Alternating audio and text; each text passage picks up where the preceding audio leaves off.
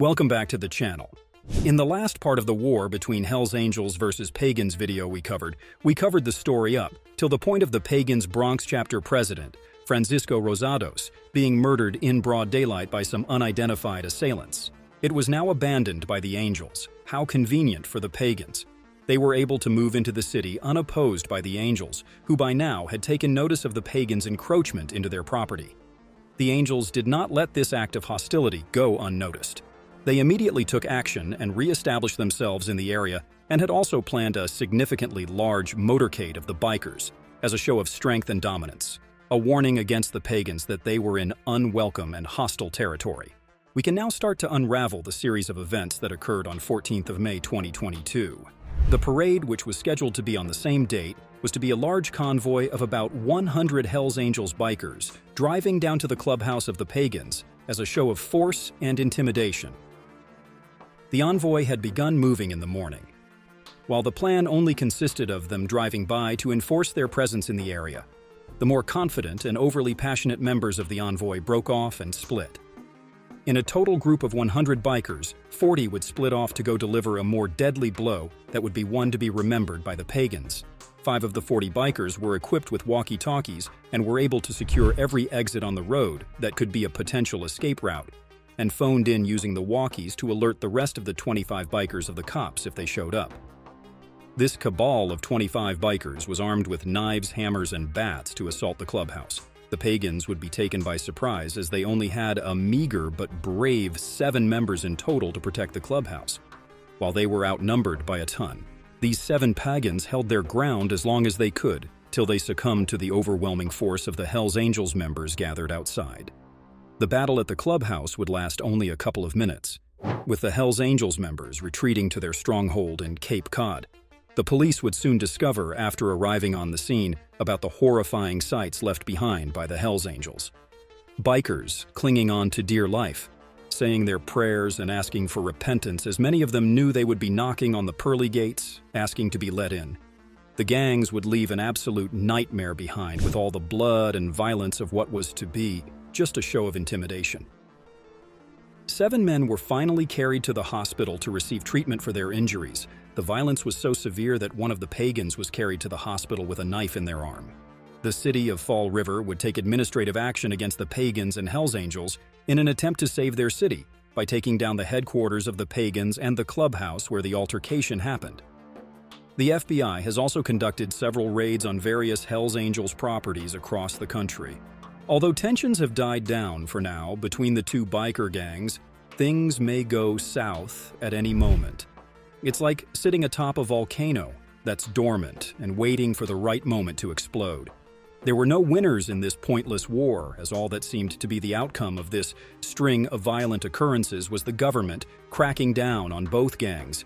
As the saying goes, pride comes before the fall, and that's what has happened to both Hell's Angels Bikers Club and the Pagans Biker Club. If this altercation between the 2 gangs is so violent, it raises the question of how many lives the Pagans and Angels have taken separately. Let's break down the crime records of the most prominent members of Hell's Angels. The most dangerous members of Hell's Angels and their crimes. Number 1. David Wolf Carroll. David Wolf Carroll. Born David MacDonald Carroll on 1st April 1952 in Dartmouth, Nova Scotia, Canada is better known as Wolf in the criminal underworld, was an outlaw biker and reputed gangster who was a part of Hell's Angels Motorcycle Club and actively engaged in crime in the 80s and 90s up until his disappearance on 28 March 2001. Wolf has been considered one of the most deadly members of the Hell's Angels Club, as he had been involved in numerous crimes and was one of the masterminds behind the Lennoxville Massacre. He would find his beginnings in the local biker gang of Halifax, the 13th Tribe. It is through this gang he would form an alliance with Hell's Angels Motorcycle Club. Wolf would gain his infamy for his involvement in the Lennoxville Massacre, which took place on the 24th of March 1985. The massacre would be planned as a culling of a bad branch, which was making the Hell's Angels look like a bunch of undisciplined fools. As the Hell's Angels would find growth in the late 70s, their Montreal chapter would grow too big to be situated nationally. So it was split into 2, Montreal North and Montreal South. Confusingly, the Montreal South branch would be located in Sorel, which is technically northeast of Montreal. The North chapter would be headed by Laurent Langlais, Vieux, a former member of the Popeyes biker gang, another outlaw motorcycle club, and the South chapter would be headed by Régent Zig Zig Lessard, who was more disciplined in comparison to Vieux. Vieux's uncontrollable nature would spin out of control on the murder of the president of the Montreal chapter, Yves Lebos Buteau, who was murdered outside the Longueuil restaurant with Guy Frenchy Gilbert, the president of the Kitchener, Ontario chapter of Satan's Choice biker gang, who was considering joining the Angels. Once Buteau would be murdered, Michel Sky Langlois would go on to become president, and he had less of a firm grip that Buteau would extend over the North chapter. Vieux's Popeye mentality would lead to the North chapter skimming profits, which were meant to be split between other chapters, and would heavily abuse the substances that were meant to be for distribution and selling. The North chapter's uncontrollability would also put them in the spotlight for law enforcement, with many members being arrested for minor charges. This would be seen as a tarnishing of the Hells Angels' reputation by the other chapters, as they had aimed to be established as a criminal organization that only got into trouble for large-scale acts, not petty crimes. This would lead to a falling out between the North and South chapters of Montreal. The South, headed by Lessard, would be more disciplined in their approach to crime than Vieux, who was a wild card who added nothing of benefit to the organization. The North chapter would finally be marked for death when Yves Apache Trudeau, one of the founding members of the North chapter and best hitman of the organization, would skim the money paid by Wolf for the murder of someone who was meant for the North chapter to support his cocaine addiction. This act by Yves would call the attention of Wolf and Lessard, as it was a very low blow by Yves. They would plan in tandem with Georges Beauboy Beaulieu, president of the Sherbrooke chapter of the organization, who was in agreement with the former that the North chapter had run its course and was to meet its end by their own hand. They would lay down a plan to end the full North chapter by inviting them along with the three other chapters. This would put the Laval chapter against Sorel, Sherbrooke, and Halifax in one room for a party at the Sherbrooke chapter clubhouse. The tardiness of the North chapter would be on full display as the entire chapter would fail to attend the party. The party would then be extended by a day, with attendance being made mandatory. The North chapter would attend the subsequent day with Vieux and 4 other members present.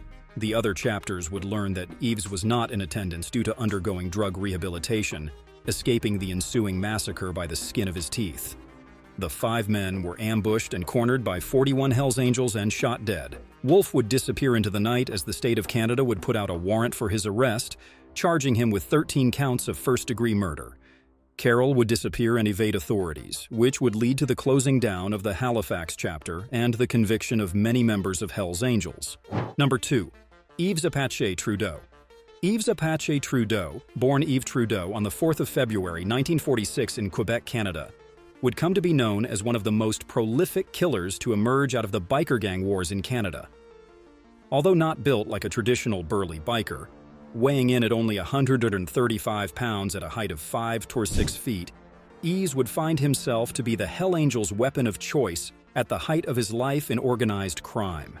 Yves would find himself engrossed in a life of crime by his early 20s, joining the Popeyes Moto Club, an outlaw motorcycle club founded in 1965 by eventual members of Hells Angels, like Michael Sky Langlois.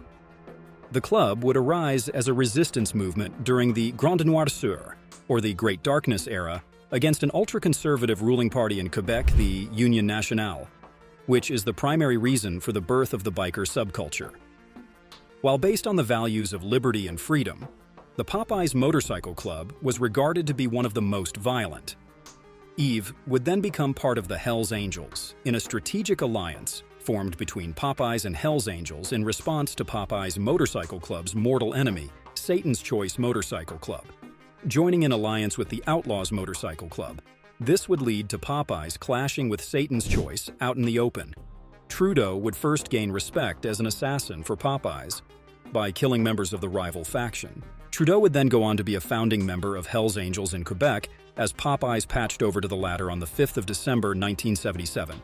Marking his start as an Angel. Trudeau would be the cause of a war between the Angels and the Outlaws, as he would murder 2 outlaws who were drinking at a bar famous among the Hells Angels. He would gun them both down mercilessly as they stood in front of the bar, cursing the angels for throwing them out. Trudeau would admit to killing 43 people from the time period of 1970 to 1985, with him having the highest amount of kills in the 1978 to 1983 Outlaws conflict, killing 18 out of 23 outlaws.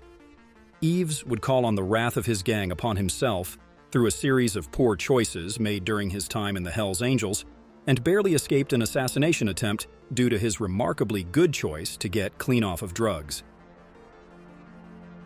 Eva would go on to become a government official and informant, testifying against several others. He passed away in 2008 from cancer, the violent acts of the Pagans Motorcycle Club, and their rise to infamy. The Pagans would establish themselves as a proper criminal organization from the start, having an adopted constitution, forming a governing structure, and choosing national presidents. The gang would come to be associated with violence and 1% of gangs around the mid to late 60s. The large growth of the gang would lead to an uncontrollable crowd of bikers who, after the Vietnam War, would choose to join the gang, leading to several violent changes within the gang, with rapid growth under John Satan Marin and amassing around 5,000 members in the early 70s. The specialty of the club would be the fact that they have no fixed mother club location, and that the highest level of governance consists of 13 members at all times. While the rivals of the Pagans, Hells Angels, would rise to infamy through acts of violence, the Pagans would rise to prominence as they dealt in narcotics and firearms, smuggling the largest amount of contraband both nationally and to sister countries like Canada. The gang would mainly operate on the east coast of the U.S., primarily focused in states like Florida, New York, and Massachusetts. The gang would still be affiliated with drug and firearms smuggling as recently as the 2020s.